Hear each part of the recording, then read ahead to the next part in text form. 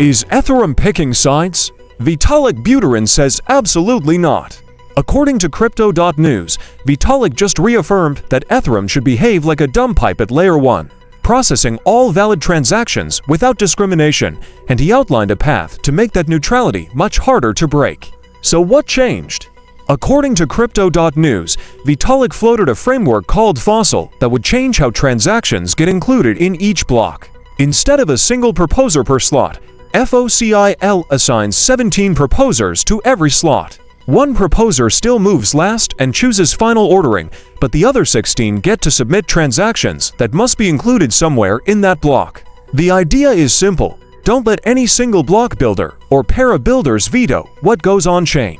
Why push this now? According to Crypto.news, a handful of professional builders dominate block production today. If those builders or the relays they rely on coordinate to filter certain transactions, censorship becomes possible in practice even if it's not written into the protocol. FOCIL spreads the power to include transactions across many hands so that even if two big builders control most blocks, they still can't exclude a valid transfer. Vitalik also lays out 3 lines of defense for neutrality. According to Crypto.news, the first is to keep the public mempool strong so validators can always build blocks naively from public transactions. The second is to keep investing in distributed block building tech outside the core protocol so there isn't a single choke point for block creation. The third is to add extra inclusion channels like FOCIL so there are multiple ways a valid transaction can make it into a block, even if the primary builder says no. Not everyone agrees on the trade-offs. According to Crypto.news, Amin Soleimani warned that forcing inclusion could raise legal risks for US validators if a transaction touches a sanction address. His concern is that neutrality at the protocol level might collide with jurisdictional rules at the validator level. Vitalik's counterpoint is that neutrality is the point of a base layer and that Ethereum should prioritize designs where lawful users aren't blocked because a few intermediaries decide to filter. How would this feel for users and validators? In the best case, wallet sends keep working normally even during politically sensitive moments because there are many inclusion paths per slot. Validators who aren't the final last mover still have a lightweight role. They validate and propose a set of transactions to include, which can be run statelessly and doesn't require heavy machinery. Over time, Vitalik suggests the same principle could extend to things like smart contract wallets or withdrawals from privacy protocols so that no single operator can quietly prevent you from moving funds. There are real questions to answer.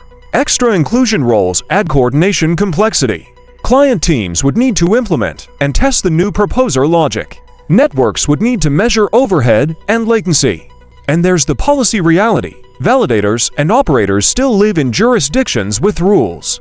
Protocol neutrality doesn't erase legal obligations, so operators may need clearer guidance on what must include means when sanctions are involved. What should you watch next? First, the research and developer discussions. Does FOCIL get a formal proposal number, testnet experiments, and client prototypes? Second, builder and validator reactions. Do major operators say this is feasible and worth the trade-offs? Third, wallet UX. Do leading wallets and relays plan for multi-proposer inclusion so the user experience stays smooth if the network adopts this path? Bottom line, according to Crypto.news, Vitalik's FOCIL framework is about hardening Ethereum's neutrality so no single builder, relay, or cartel can quietly decide who gets to transact. If it advances, Ethereum becomes more censorship-resistant by design. If it stalls, the network may continue relying on social pressure and patchwork workarounds whenever builder centralization becomes a problem. You've been watching Cryptozard News. Please subscribe and like, and leave a comment if you enjoyed this video, and let me know what other crypto-related news you'd like to hear in the future.